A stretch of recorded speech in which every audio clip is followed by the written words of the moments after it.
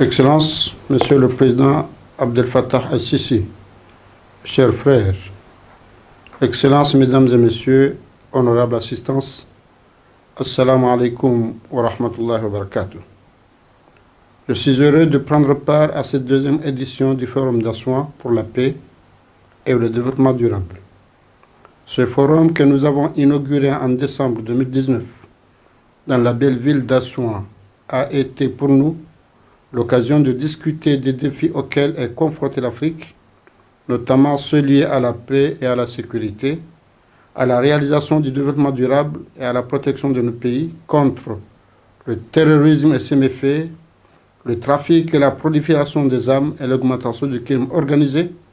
la traite des êtres humains et l'immigration clandestine. Je tiens à renouveler mes sincères remerciements à notre frère, Son Excellence M. Abdel Fattah el-Sisi, président de la République arabe d'Égypte, pour son engagement dans ce processus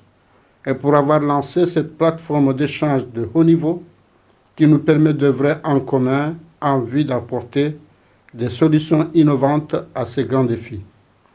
Avec l'apparition de la grave crise sanitaire liée au Covid-19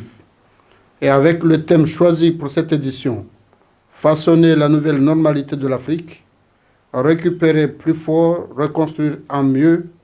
le Forum d'Assouan nous donne aujourd'hui l'opportunité de rechercher ensemble des réponses à cette pandémie et de projeter une meilleure reconstruction du continent. Cette plateforme dédiée à la promotion d'une paix durable, d'une gouvernance mondiale, multilatérale et meilleure pour les générations présentes et à venir est devenue un lieu propice pour définir les actions communes à mener afin de progresser et faire face ensemble aux risques systémiques, accélérer la reprise économique et construire un environnement économique post-Covid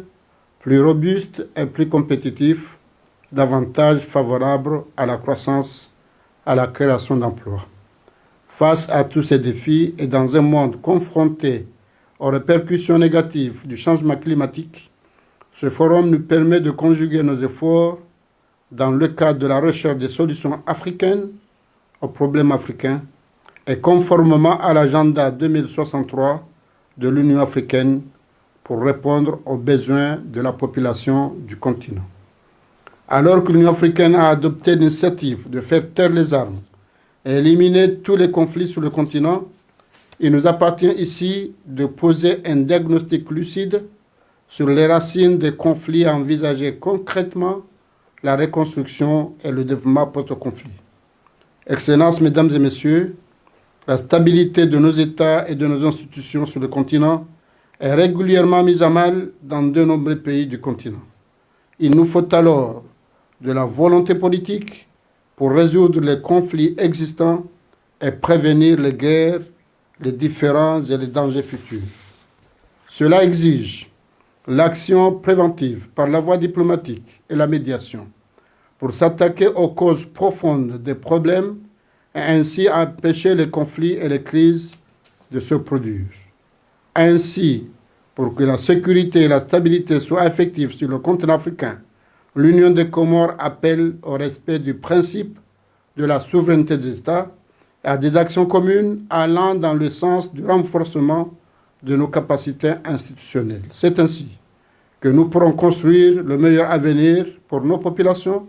en donnant la place qui leur est due aux femmes et aux jeunes. Mesdames et Messieurs, le développement, la paix, la stabilité et la sécurité sont intimement liés. Ainsi, pour les préserver, nous devons conjuguer nos efforts sur plus de coopération afin d'atteindre des objectifs que nous recherchons. Je souhaite donc à cette deuxième édition du Forum d'Assouan des discussions et des conclusions constructives et fructueuses. L'Union des Comores continue à apporter sa contribution et à soutenir les efforts engagés en commun pour promouvoir la paix, le développement durable, parce qu'elle considère que la paix et le développement sont à la fois un objectif et un devoir pour tous les peuples africains, et parce que notre continent mérite d'occuper la place qu'il mérite dans le concert des nations. Je vous remercie.